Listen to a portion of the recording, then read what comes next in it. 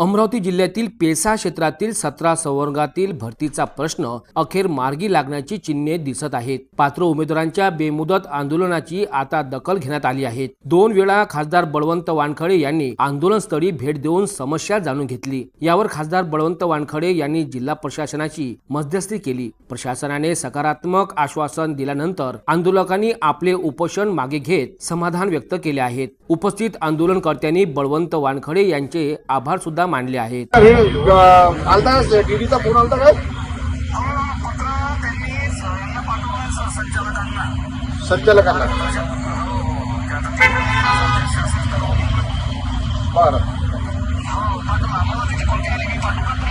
पाठवा ते आता ते शिकू राहिले, आता काही काम करू नाही लोक आपले पाण्याचं पाणी विभाग नाही आपल्या लोकांनी हे ग्रामसेवक आता आपले लोक आहेत ते म्हणजे आपलेच लोक आहेत, आपल्याच लोकांची सेवा दिल्या जाते नाही राहत।